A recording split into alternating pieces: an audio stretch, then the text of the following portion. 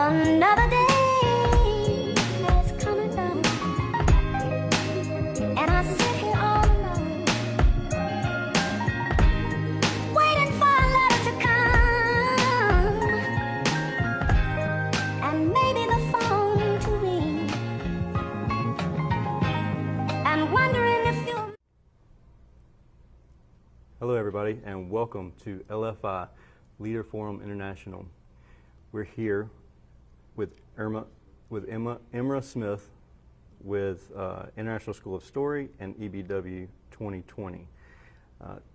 Emra, will you please tell us a little bit about EBW 2020 and your International School of Story? Sure. Let me just fill in the gap for you. I'm originally from South Africa. I couldn't tell. I thought that you were from here. Your accent kind of threw me off. Oh, that's cute. I've been in the United States about 23 years. In Savannah, this is our 7th year. Most of my time in the States was spent in the Florida Keys. Okay. And so we came from there here. Long story. It was pretty hard leaving South Africa and transitioning to the American culture, which took me by surprise because we kind of speak the same language, but I've discovered, no, we don't. There's American and there's English. So I had to learn how to spell again and all sorts of cool stuff.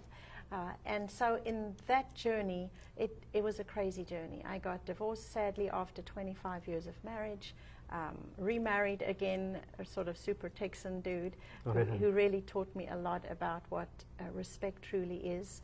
I have just so much thanks for him in my life. And so when he said to me, I'm done with the Keys, there's just one road in, one road out. Right. Within 2 weeks, he said, I got a new job and we're moving. I'm like, where? He said, to Savannah. Neither of us had been here, packed up, moved in, and boom. Surprise. We were here. I had just started my business as a corporate trainer, life coach, author, and speaker.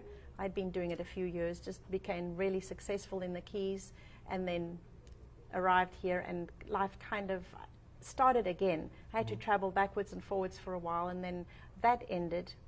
And the first few years here, they were really lonely years. Really? It was an incredible culture shock coming to Savannah. But from the Keys or yes, from South Africa? Keys. From Keys. I kind of become Americanized in the Keys, but everyone said to me, this is not America. Don't think the whole of America's like this. I have a clue what they're talking about. But yeah, I discovered, but it has been an amazing transition. These 7 years we have been here, incredible things have happened for both of us. Really? Even though the first few years I felt very isolated, right, but just dug into the community. I chose to start writing my second book, and I got to know, I probably interviewed about 51 women, and in that process I got to understand the many, what I call pockets of Savannah. Okay. The differences, the similarities, the culture, the culture within the culture. Asked a lot of questions, discovered a lot of things over years. And of course the whole premise of my book changed somewhat.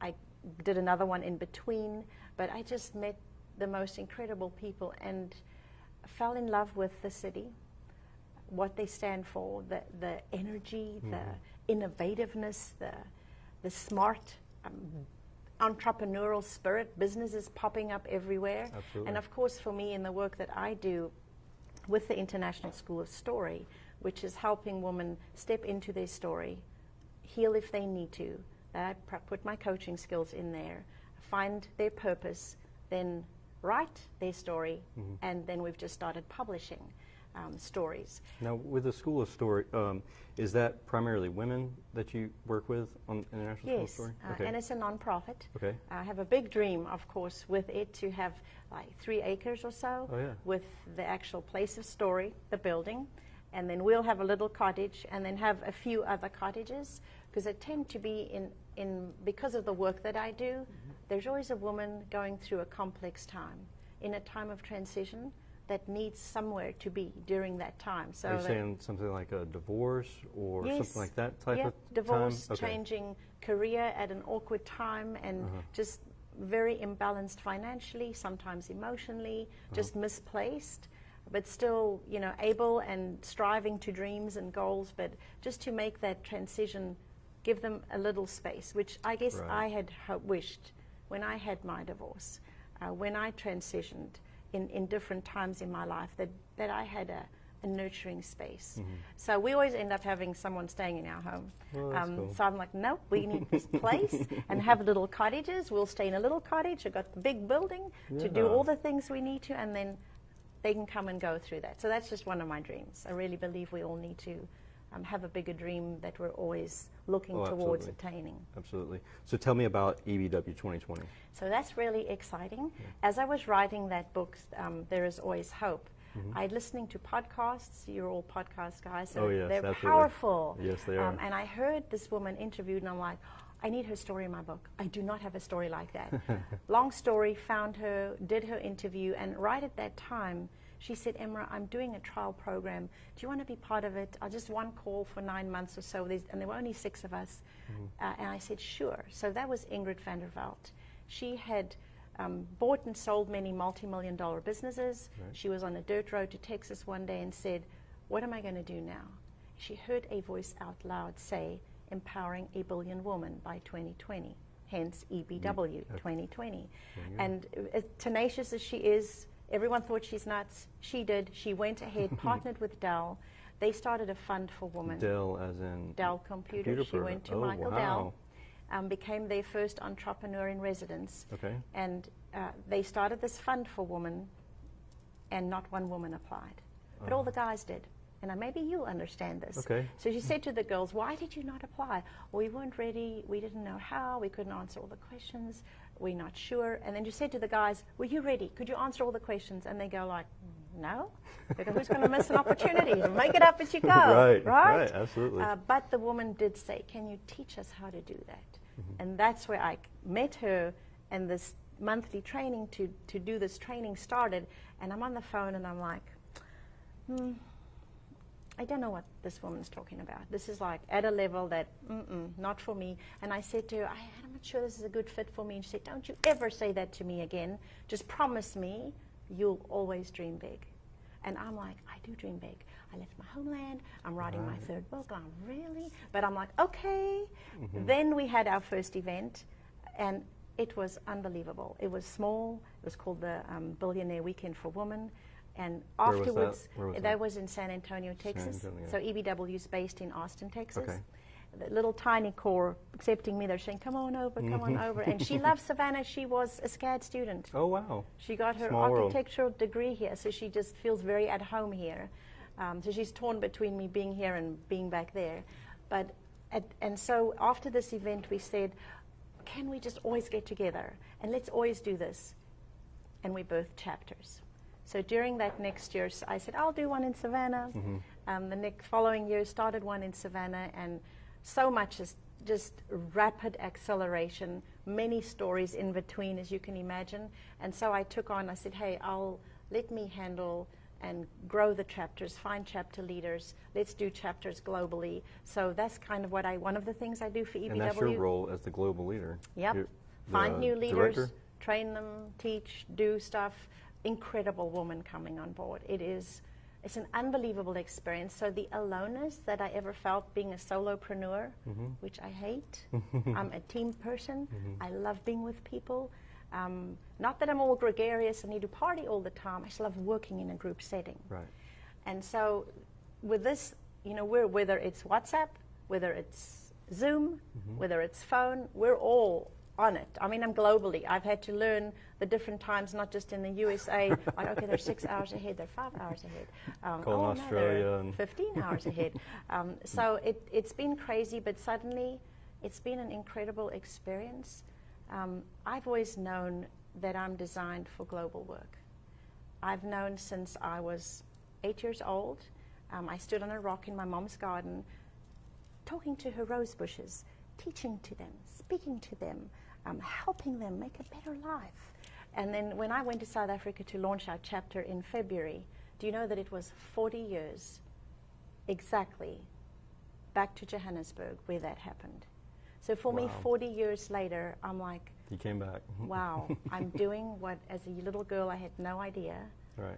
I wanted to change the world. Many times growing up as an adult, people would say, why do you have to dream so big? Why don't you just focus here? And I'm like, I don't know. Yeah. I wish I didn't have People to. are just built that way. You know, yes, and Sometimes you don't know it feels like a curse because you constantly, there's bigger and better things out there. It does. So you've been pretty much a life coach your entire life. I really have.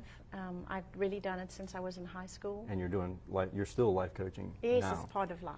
Yeah. So yes. And then of course I became a corporate trainer, so I can take things that I love and believe in deeply and passionately and try and make a difference in the workplace, which I do. And actually that leads me to something else I'm part of here in Savannah Interagency Diversity Council. Yes. And the day after our last election, I had to teach diversity and inclusion here for a nonprofit. Really? Okay. And I'm like, But that was a tough conversation. I knew in my soul I need to go into this prepared for an incredible diverse Yeah. emotion in the room. Oh, yes. It was an unbelievable workshop. It was a few hours. And the effect that had has pushed me into writing my new book, Together We're Stronger. So what exactly does that program do? Like, what's your goal with that particular program here in Savannah? With SIDC? Yes, yeah. So it's so cool, you know, when you are purpose-driven and your life is given to a bigger purpose for the gifts and skills, the voice that you develop over time, and you are willing to step into leadership as a giver.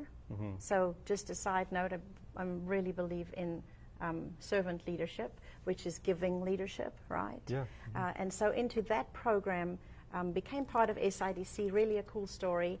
And so we are developing and we're doing now, and I'm so excited to be leading the first inaugural Diversity Summit in Savannah in August. Awesome. Yes. Now, where's that going to be? How can It's people going to get be, involved with that? you can go to the Savannah Interagency Diversity Council page on Facebook, and you'll see the summit event is there, so all the details are there. It's Saturday the 26th or whatever that day is. And so it's really so exciting. It's at the library. They've given us that fabulous space near Awesome. Savannah Mall. Yeah. And we have incredible speakers. We're going to look at and just open this conversation. Who are we? Let's look at all our diverse people. So we're looking at a few dimensions, discussing what is bias, what is prejudice, what is respect, because everything boils down to respect at the end of the day. And then looking at 6 aspects of diversity and different people on panels with each of those. So we'll get a real taste of, this is our city. Just listen to me, hear me, because I think it's when we don't know each other, we don't understand. That fear makes us like shut each other down. Absolutely. And lots to say about that. You're very passionate about that. I am. So with all of your everything that you've done, somebody has guided you. Can you think of like one leader that you would like to say thank you to, or someone that you would like to point out that maybe not as recognized? Like it's easy for entrepreneurs to say, you know, I was motivated by Gary Vee, you know, something like that. But a lot of times us as entrepreneurs, we're really pushed by those people who are like my wife. She pushes me a lot. And, you know, that's cliche. Your spouse is going to do that. But sometimes, you know, some people that don't even realize it, like Amy Dover, I mean, she's a pusher and she helps guide people. That's right. Would you say there's somebody like that in your life? I would say over my lifespan now, there's been many people that have but if you look at the long life, that's not that many, but they're very distinct people that have had a very distinct mark in my life. And so you said someone less known. I would think Mandela, but he's very well known, and for a very specific reason, he has impacted my life, one reason. I have a fabulous mentor in this city, Diana Morrison. Okay. who heard of my Hope Doll project, and she said, "Can we have coffee?" Now, what does she do? What? She owns advertising ad specialty here in Savannah. They've just celebrated, I think, their 30th anniversary. So she's an amazing businesswoman in our city. She mentors.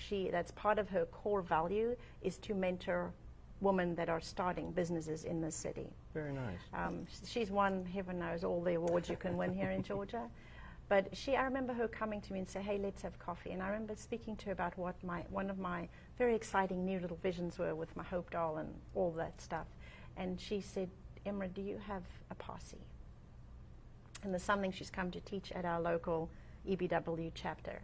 I'm like, "No, I'm posse." She said, "It means you have 5 women. That they're not a board, but they're your advisory board." And So a personal posse. Not that like sit about your business. Yeah. And they'll sit and they'll all give you input. Some of them may come and go because they're there for a season. But having people around you that can say, "Good idea." And do you know, for me as a new person in the city and not from the city, the help that she's given me, guided me. I got like a new brainwave. "Oh, we're going to do this summit here. We're going to do this. Diana, what do you think about this?" And then she'd say, "Have you thought you got to ask this one, this one, this one?" When that woman speaks, I have my book, I'm writing down notes, and I must tell you, and this is great for anyone who wants to be mentored. If someone's giving you their valuable time and they give you input, write it down, do it. Yes, absolutely. So if she says to me, do this, I will send her an email. "I did this, I did this, I did this." And she knows that when she gives me 5 or 10 minutes, 15 minutes, it is so valuable to me that it's worth her picking up the phone if I phone her again or texting me. Exactly. And I mentor a lot of people, and it's just such a great tip. You have to reach out. If you're an upcoming leader, you have a new business, if you don't reach out and you stay close, mentors are busy people. Absolutely. They don't just going to pick up the phone every 2 days and, "Hey, did you do this?" No, you don't make yourself available. You don't follow up. No more time. Absolutely. Yeah, I get asked things randomly with another podcast that I'm a part of, and because I interview so many people internationally that are in the business side of things with service businesses, and people will ask me questions, and then a few months later they'll ask me a very similar question the exact same way, and I'll ask them, "Well, did you do X, Y, and Z that we talked about before?" And they'll say no. I was like, "Okay, well, the 3rd or 4th time they ask me that same question, I'm less likely to put a whole lot of thought into that process." And so I understand exactly what you mean there. At least try it and see why it didn't work for you. So when you go back to somebody, you can tell them, "Hey, I tried this and that didn't work. Can And you it's point in a different respectful. direction?" If I think of Ingrid Vanderveld, who's become another mentor of mine, it's the same thing. If she tells me something, I'm going to go do it and try it that way, or say, "We can now talk about it. What about this or what about that?" But that's how you build relationship, you build trust, which just expands your world, it expands your life. It gives you the ability for the gifts you have to pour them into places you'd never have been able to before. So at our core in EBW, we believe in collaboration. Yeah. And it's the most powerful thing, because we're all designed with something so unique, a unique voice, gift, skill, and when we tuck them all together, Exactly. like magic happens. Exactly, and you can bounce everything off of each other. Now, EBW 2020 hit the Savannah chapter. I know that you're not the leader of the Savannah chapter anymore, but if there's a woman out there that's looking to become a part of that, what's the process of them learning more about? Oh, it's really easy. They can go to EBW 2020 just to learn more about the whole organization and everything in there. And then if they want to know more about this chapter, they can just go on Facebook and look for Cherie. I think she's under the author Cherie Darien, Darien. Okay. Or they can look for me. I'm posting stuff about it, or inbox and say, "I want to know more. I want to be at the next chapter meeting," because it's held monthly. It's a fabulous meeting here. Just the most incredible women that are start, grow, and we have masterminds which we do with women who are scaling and really doing big volume in numbers. Now, do they need to be business owners? Some Is of that them are most not. beneficial? It is, and some are wanting to be. Okay. So if you have a dream, and it's the best place to be, because you'll start learning what it's going to take. You'll get the support. You'll get the woman that be able to say to you, "Okay, here's what you need to do to start." Just phenomenal relationships can be built, encouragement. I think one of the hardest journeys in entrepreneurship is that you're alone. Absolutely. And what's next? Yes. Not knowing what to expect next. Yes. And having that group, you can bounce things off each other, and hey, this is coming next. This is coming down the road. And this is what you do about it. Exactly. Here's how you can. Are you smart financially? So EBW is about women getting confidence and becoming smart money managers. Wow. So you have coaching with that aspect yes. also. So even we work with women in high executive places, in corporate companies. It's the same kind of philosophy. You're dealing with leadership, and you need the same kind of skills, really. And we all seem to face the same barriers at different times. And it doesn't matter if you're starting, if you're here, or if you're here. Every time you have to press through to the next space, it's the same things that pop up internally. And to have a support structure is just, it's amazing. Oh, absolutely. I could only imagine. So next, we'll move on. So that was kind of a long-winded answer to that question, but it's really good because the most successful people aren't driven by one person in particular. You have a whole posse of people who help you, and that's really cool. So in that, what does leadership mean to you? So how would you describe the perfect leader? Let me say what I believe it is not. Okay. It's not managing. Perfect. I think it's very different from being a manager. Manager, you're moving things around, you're seeing that strategically things are falling into place and they're needed. I mean, that is critical. Absolutely. A leader is somebody who can end up inspiring you to take better action, to move forward in what it is that your next step is. And I think in the workplace, even though a manager has tasks that have to be done and things that have to fall in place, that's one thing. But if you want to take your employee from just being a manager to a leader, you have to respect them. You have to teach them how to think. You need to teach them how to be solutions-oriented, not complaint-oriented. Absolutely. And inspire their creativity.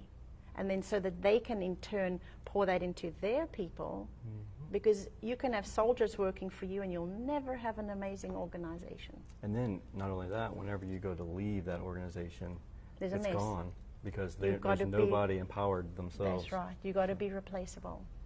That's awesome. You got to empower those billion women. So if you could... And if I go can ahead. just say, so there I think the whole concept of servant leadership comes in. If you are all about me, you will never be a good leader. You will be destroying little bits and pieces as you go. But if you come to give, you come to give to grow, it's a whole... Just grow your whole team. It's a whole different mindset. It's funny you mentioned the complaining portion of it. In our business, we have a policy that if you come to me with an issue, you have to come with 3 solutions also. So you're a problem solver. And then a lot of times whenever they come to me with a problem and they have 3 solutions, they've put forth effort into it, and I would say probably 80% of the time they don't even come to me anymore because they've figured out the solution to their problem. And if they do come to me, then I know that they have put forth some effort to solve the problem on their own. It's so empowering. Absolutely. And I think you make that person believe in who they are too. And and when you have, it is an empowerment team around you, it's absolutely incredible. I abhor intensely complaining. I do too. So I have a little free ebook on my website, Complaint-Free Living, and literally challenge people to a 21 days to not complain. Ooh. And when you do it, you get to realize how do you do wine, and what you speak becomes an action. So obviously it starts with your thinking. So Right. when you consciously, it wants to come out, you start adjusting how you think, how you look at something. Oh, it's so hot today, I can't go out and exercise. Right. No. Well, it's summer, so I'm either going to go and work in at the gym or I'll take some water with me. You just have a different approach to being performance-oriented, to Absolutely. getting results, to getting action. But when you whine about everything, it literally stifles your creativity. Nobody wants to be around you either. It's people. You pick up on it. It's like, oh man, this guy's coming or this girl's coming over here, and they're gonna. And it doesn't mean you don't you pretend everything's fine. That doesn't Right, work. yeah, It means you absolutely. take stock, you stop, you look at what must change here. Why isn't this working for me? Understand why it's not working for you. Make a decision for change, and if you don't, deal with it and go on. So that leads us into the next thing. So if you could change something in the entire world, what would that change be? What would your one world change be?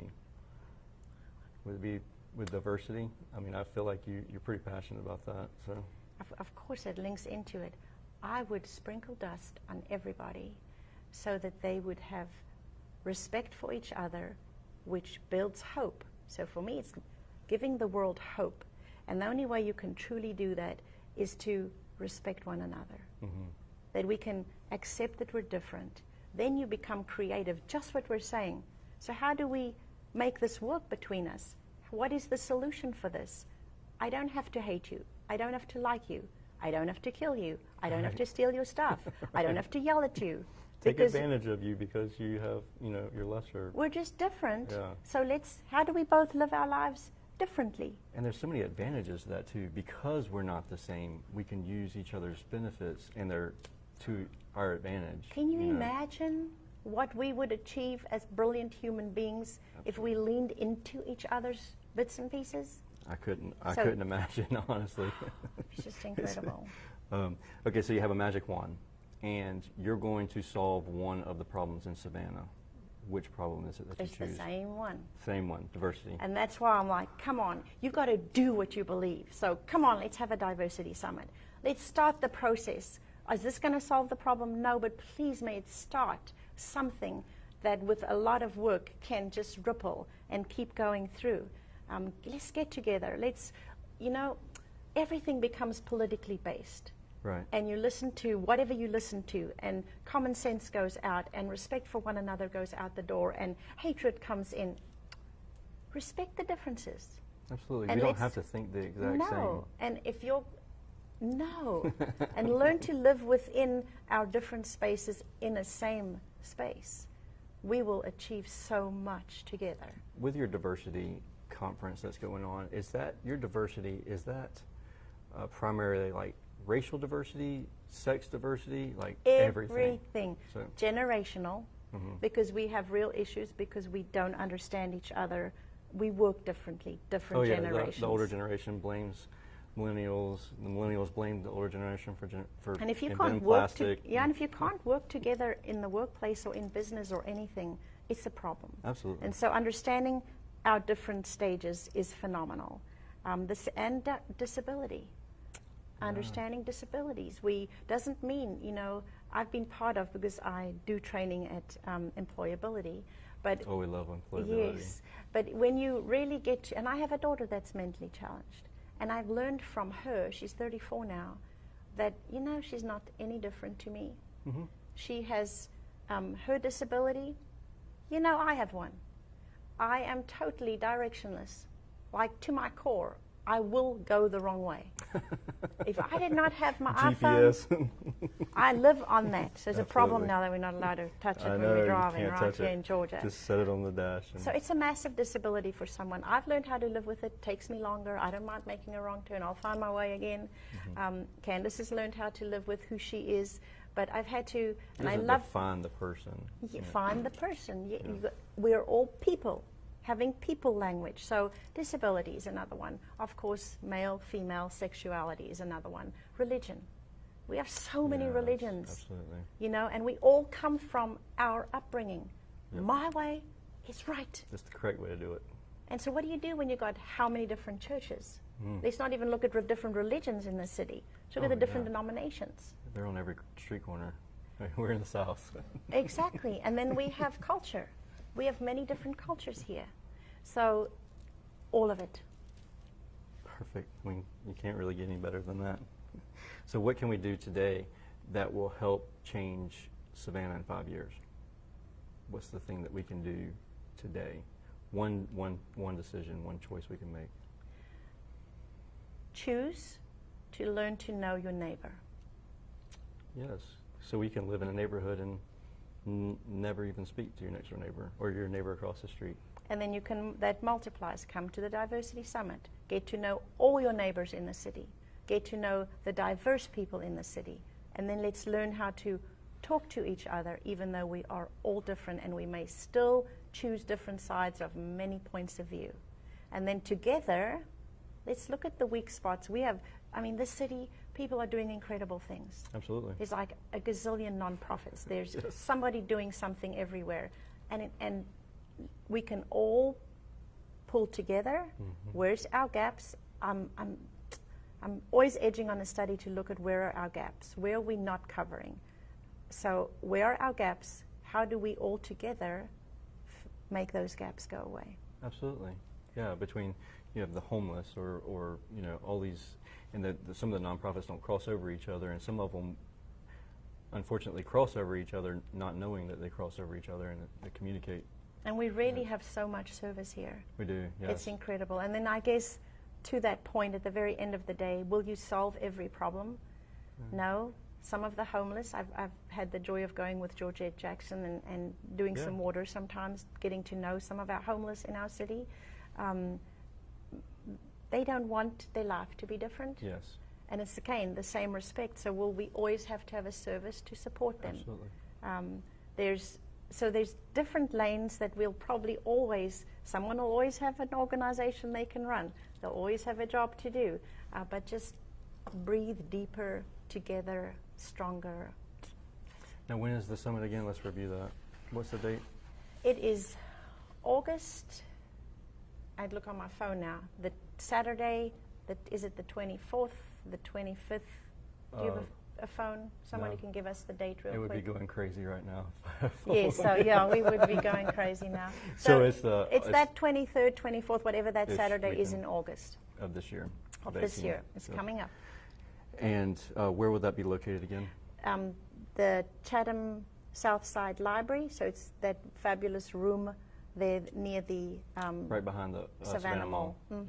Okay, yep. From 10 till 1. So we've made it not terribly long, but it's going to be just so engaging and so incredible. What should somebody expect to get out of that, the summit? Now, is this going to be a summit where people come in and talk, or is it going to be they're going to walk around and have booths? Or? This first summit is literally setting the stage to listen.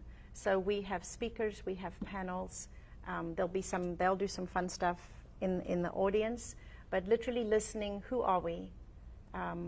This is what our community is made up of. Okay. And come and see who's in your community. Come and listen to their point of view. And then it'll be so much fun after that. So we have monthly meetings to continue dialogue. This past month we met, we had an ice cream social at CAT. It was fabulous. And just the group that was there in the audience, getting to know each other, we're so diverse. But the sense of hope, and it was unbelievable at the end of the meeting. We need to develop hope. When any city becomes hopeless, absolutely, anger, violence, ugliness comes in. Just implodes from inside out. Yeah. Yeah. So at that summit, are you finding that it's a lot of business owners or community members, or? We'll see who comes. We're hoping it is like hugely somebody from everywhere. Okay. So trying to get word out to our corporate companies, organizations, the religions that we have, business owners, whoever in our city can come needs to be there. Perfect. Now, next is the EBW 2020, the summit that is not going to be in Savannah, but you can go even if you live here. Yes. That's going to be where? That's going to be probably in Dallas. We're looking for finalizing our venue this week, so it'll be in Texas. And it's the 7th, 8th, and 9th of November. Okay. And it's going to be unbelievable speakers, a lot of interaction. For women, we've got some amazing men coming. We call them our manbassadors. Manbassadors. So it's men that support women to find their place, to become stronger. In the workplace too, there's many places where it's still imbalanced. We're not an organization about it's women's lib and women only. Right. We do believe together we're stronger. Absolutely. And the guys that are part of this are like, yes, we want women to gain that space. We want them to elevate and learn. And the things we as women haven't typically become strong in necessarily, and not generalizing, but learning to do finances differently, to speak bolder in a boardroom, to hold our space. So I have a next book coming after this one I'm just finishing, I'm really passionate about when you look at the world, it's changing. So for us working with women globally and seeing the initiatives in different countries for women, and the EBW has partnered with the embassy. So Ingrid has gone to Croatia, Spain, and Brazil, teaching entrepreneurship, and the embassy literally lines up. You can't believe who all show up. Universities, like heads of everything. So they're using us globally to start impacting and teaching women to be stronger entrepreneurs and do better with finance. And so when you look at, so I get to see what's happening in the world, and there is definitely a new lens. There is definitely a lens where the world is becoming more feminine, where women are the biggest purchasers that are out there, that are the ones that are brand loyal. So from a business point of view, you want to target women. And in that whole process, that's a problem. It's a problem for men and women. Yes, I could see that. Because it's a different 100%. way of doing life, Absolutely. totally. Yeah, and changing we need things to, is hard for a lot of people. And I could see as a male, whenever you're presented with a conference like that, that's predominantly a women's conference, it can be overwhelming, or like, okay, we're trying to figure out a way to get rid of men in the workforce. And that's exactly the opposite of what EBW 2020 is. Absolutely. Has anything to do with. Is we really believe that we're stronger together. Absolutely. We all have to learn how to deal with this new paradigm in life. Believe me, women can be awful towards each other. Yes. Really terrible. And so women need to learn, how can I be a woman? So I experienced that growing up. You know, you don't have to become a male testosterone person. No. You don't have to be crying all the time and be all emotional. So we all have we got to learn to deal with each other differently. I think men are changing too. Oh, I agree with that. The fact that we have ambassadors. Yeah. That men, okay, so one could say they're in touch with their feminine side. You know, we do all have masculine and feminine.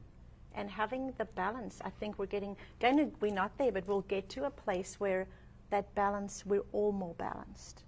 And we'll deal with each other differently. At least we understand the other side's point of view to the point to where Same thing, we can respect. Exactly, we can respect their point of view. Even if it's not our point of view, we can still respect their point of view and learn from it also. Definitely. So if you look at any group where there's men and women together, and they really learned to integrate and take each other's strengths as men and women, and then personalities. Yes. I always throw that in there, right? It's powerful. Yes, because you can get their perspective. Like, I mean, being on the board of the Small Business Chamber, you get the perspective of the females on the board, and then the males have the same perspective. And so we may say, you know, we feel like last meeting went long and it was long-winded and other stuff, and then a female may chime in with, well, we wanted to do the X, Y, and Z, or you know, whatever, and we can bounce ideas off of each other and then just make it even better. Yeah, it's very exciting. It is really exciting. So you have your ebook that you mentioned. Can you tell us again about the ebook so that anybody can go online? Yeah, to emrasmith.com. And spell that. EMRASMITH. Okay. .com, and it'll pop up, and then you just click on it. It's really an easy read. It's super helpful, because I think at the core of attitude is you can't be a whiner. And you got to learn the difference between making a choice for change. I need to get my kids to read that. So. That's cool. That's cool. So your book here that you have, what is this? So this is a free giveaway to one of your listeners. So the way today. that this will work is comment below on the Facebook live video your biggest takeaway from this event, this interview with Miss Emra Smith, and let us know what your thoughts are. We're going to pick somebody random and give it to them next week on next week's live video, and we'll ship it out to you. We'll get all your information and everything, but leave a comment in the comment section below. But tell us about it. So this is my book, There Is Always Hope, and basically I teach 5 life skills. One of them is don't complain. The second is having an attitude of affirmation, which is Thanksgiving, all wrapped into a package. The third is living a healthy lifestyle. I had it as balanced, but I just turned away from the balanced. I think life, if you are striving towards incredible things, there's Yeah. always imbalance. Yes, So absolutely. how do you get healthy within your crazy and then know when to say stop? So a little about that. And then there is about having dreams, hopes and dreams, taking action, turning them into goals. And the last one is the act of giving. And then with each of those concepts, there's 3 stories of women and what they've experienced in their life, how they overcame them. This is Christian-based, so it may not be for everyone, but the lessons are still fabulously powerful as well. And the stories are incredibly inspiring. Well, I'm excited. I'm going to pick me up a copy of it to read.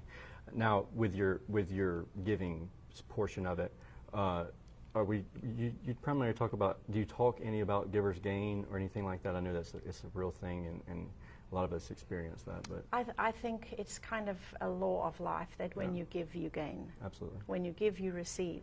But when you truly give, you don't do it to get. Absolutely. And you know the difference when someone is being fake. Being fake is like a marketing tool, or whether they're like, I really have something for you. Yes. And they just pour into you, and then you... Like you don't have anything that they could use. Like there's nothing there. They just feel it from the bottom of their heart. They say, hey, you need this. I have it. Let me show you how to do this. And it can come back to you in any way. It doesn't Absolutely. just come from that person. Absolutely. You will, whether you have joy and a fullness and you know that your life is well spent today, or it comes, who knows, but it comes. You never give without getting back. And sometimes I think at our lowest points, when we're so, as leaders, you pour out so extravagantly that your cup does get empty. Yes, absolutely. You And get exhausted, you burn out. Yes, and you can sense that that's happening. You have to go and have your tools in place of how do you fill your cup again, because it's your role to give as a leader. Cool. Well, let's wrap things up. I look forward. I really want to talk to you again. We have so much that we could talk about. You're just a busybody. You have everything going on. But I know that my wife actually is very interested in EBW 2020. She was talking about that before I came over here today. So it was funny. I mentioned it, and she said that she was extremely interested.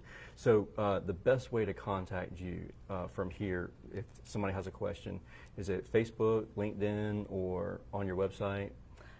You could email me, Emra, E-M-R-A, at emrasmith.com, or inbox me in Facebook. There I'm Emra Wagner Smith. Find me easily there and just chat and ask questions. Come and join us at our local. We're hoping our pop-up tour bus, we've got this massive bus that's all lovely wrapped, is coming to Savannah in September. Ooh, exciting. Yes, so Perfect. it's super exciting. So, and you have Facebook pages for these? I do, Emra Smith.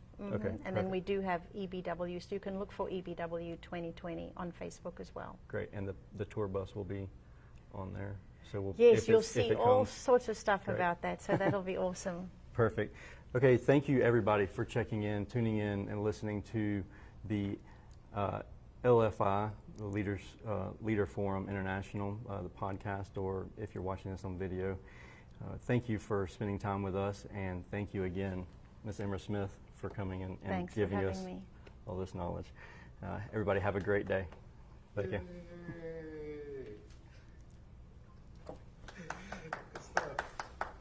How long were we?